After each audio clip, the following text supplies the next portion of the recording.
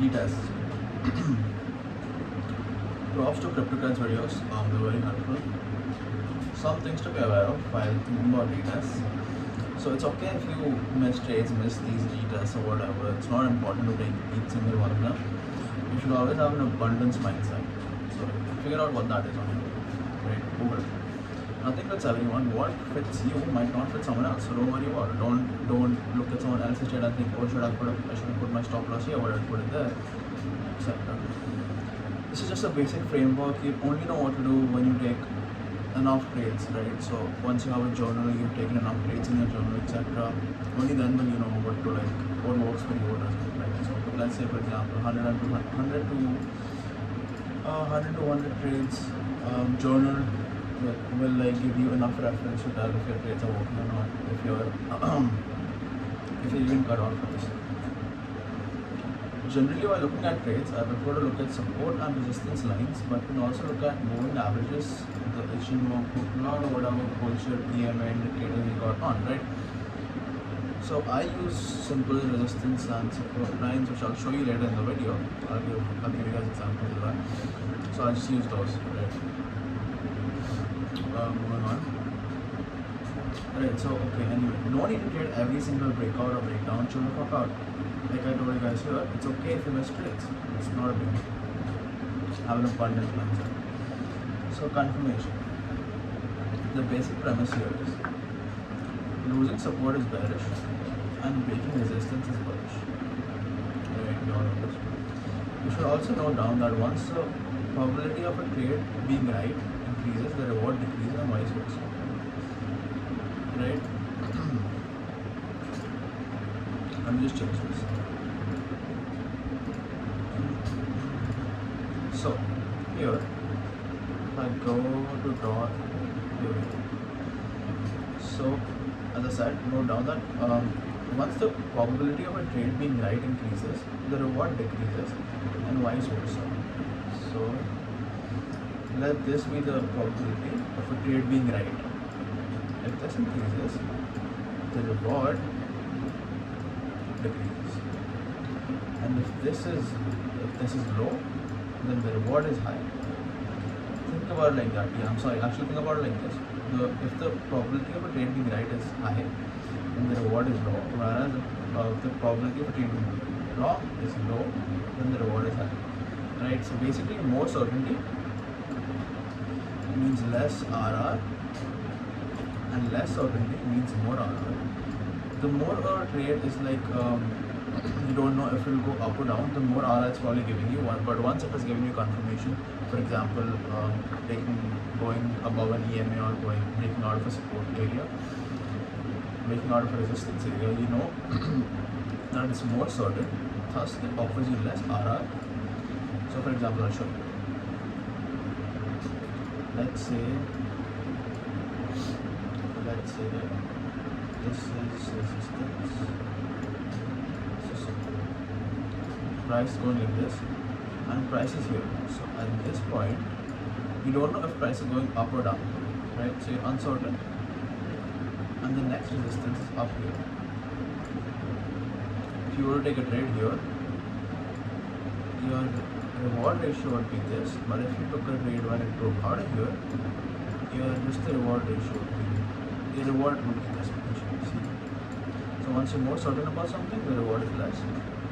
If you're a little bit uncertain about something, the reward is probably more. For example, longing the break of resistance immediately as the candle closes throughout it, or waiting for it to retest. Waiting for it to retest gives you a better RR, but no way of knowing that it will give you a fill, right? Price does not always have to. So, for example, price does not always just go up like this. So it breaks out. It does not have to retest this, right? It does not have to do this. Price, it can basically just go up, right? It can just go up without having to retest this area. So going on.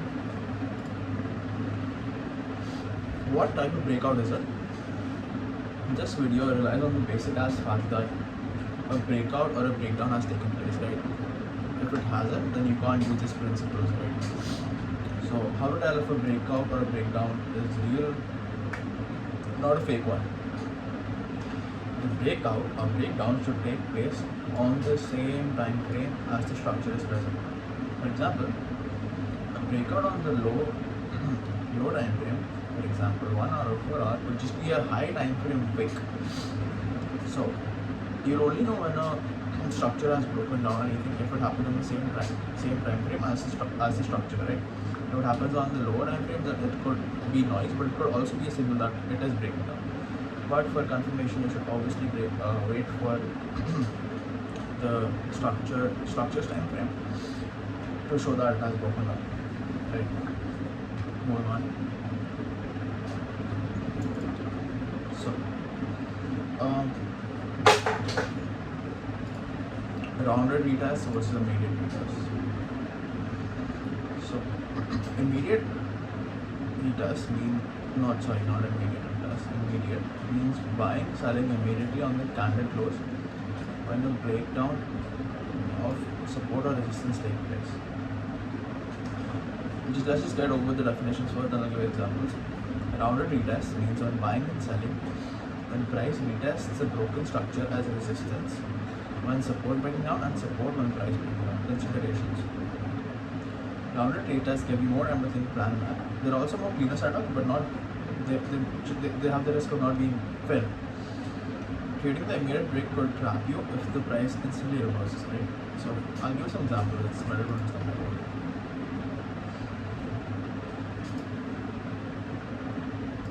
For example, let's see this. So we have the Bitcoin range. We had support here.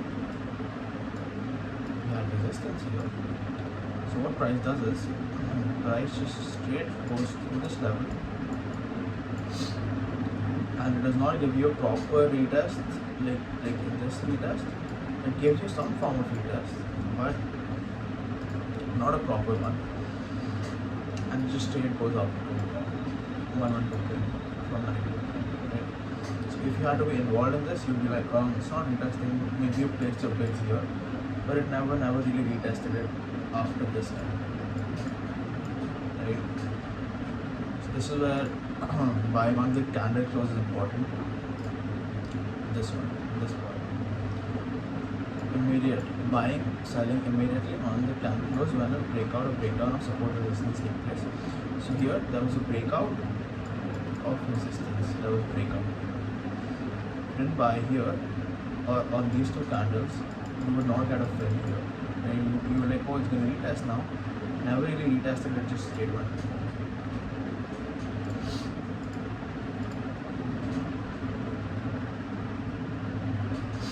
So this is also an example of the breakout thing. So here you guys can see we have price, this is resistance. Price comes here, straight blows through it. You just can't get involved in it, right? You could also argue that the candles here are the retests, which you could say so. But here there's like a proper no retest, and same thing happened here as well. So you would want to buy here on the candle close,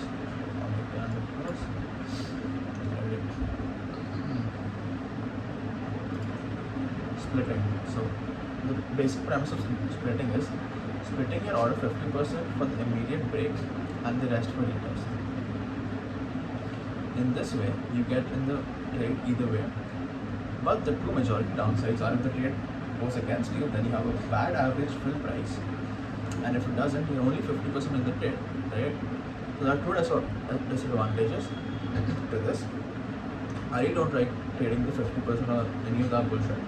Either breakup structure should be attractive and significant enough for me to be involved, or I just wait for the retest of the structure so I get a better risk reward ratio, right?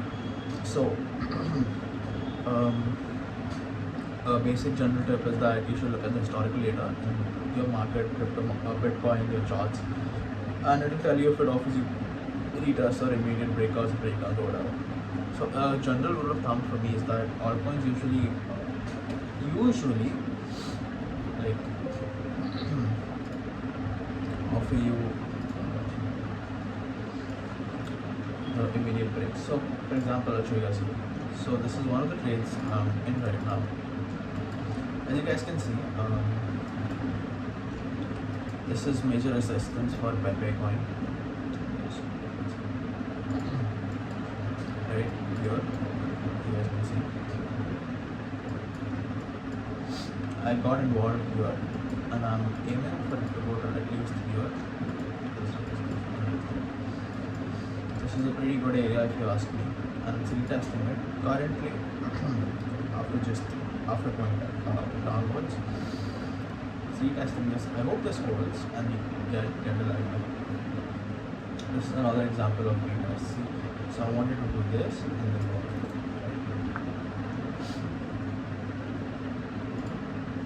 Oh sure.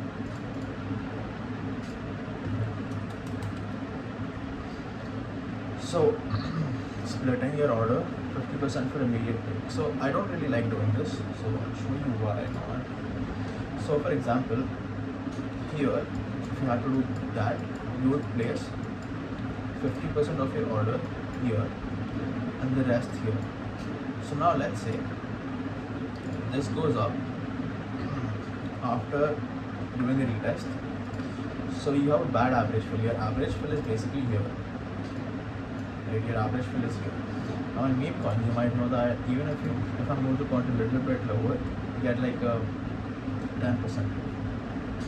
Right, so this is really not what I really want to do. I want the break of the level to be significant enough. This was significant enough. So I think we're in the right direction for it to go. Right. So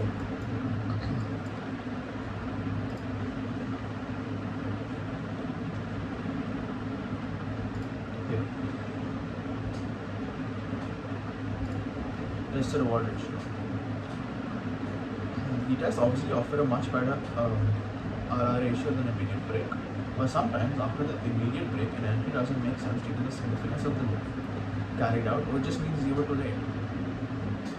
Your entry is inversely correlated to the trade you're taking. This just means that if you think Bitcoin going to 120k from 100k, how does it matter if you're entering at 101k, 101.5k, or anything like that? It's still gonna go to 1k if you go 120k if your idea is right? So for intraday moves, I think entry should be more precise. You guys should think more about your entries. And for long-term moves, I don't really think it's your fill price matters too much, right? So for example here,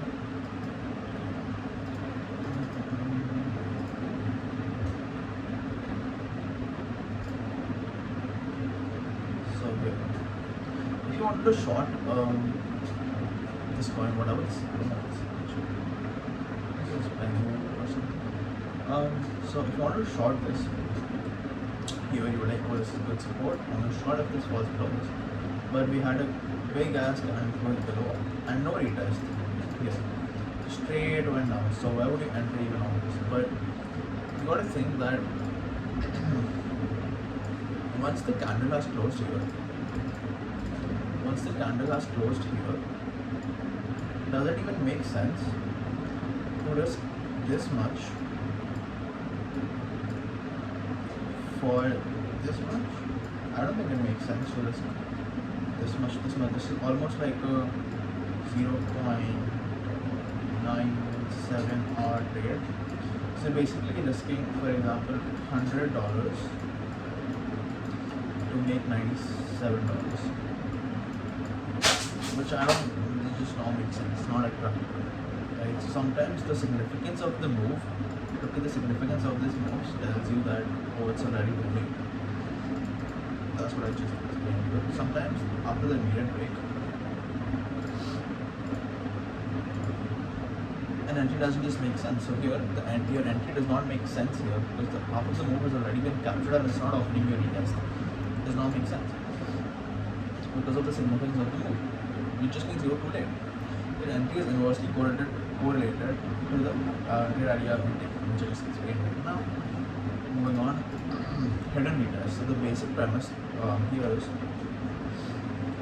sometimes markets just ran through a level without offering a retest, but when you check lower time frames, you usually find one. For example, daily time frame shows mooning after breaking a level, but 1 hour time frame shows a retest of the same level.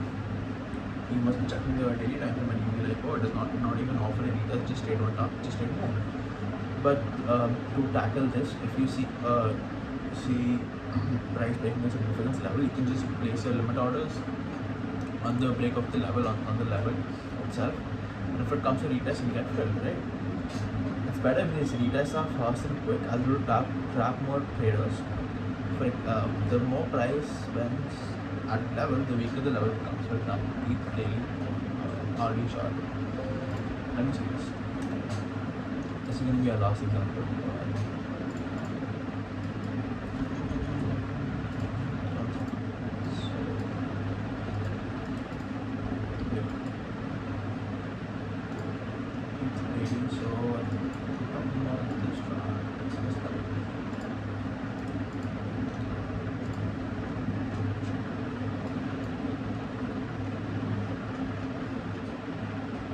So here, this is the daily level on ETH that I had counted out.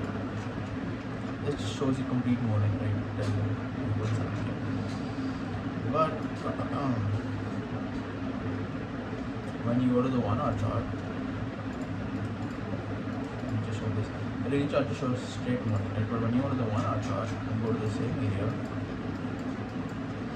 you see that you kind of had a retest, you kind of had time to enter over here and stuff like that, right? So these are called hidden retests. You won't see them here, but you'll see them on the lower time frame. If I were to go to an even lower time frame, what you could see there is better. See better, right? So that's just what I'm talking about. Anyway, thanks for watching.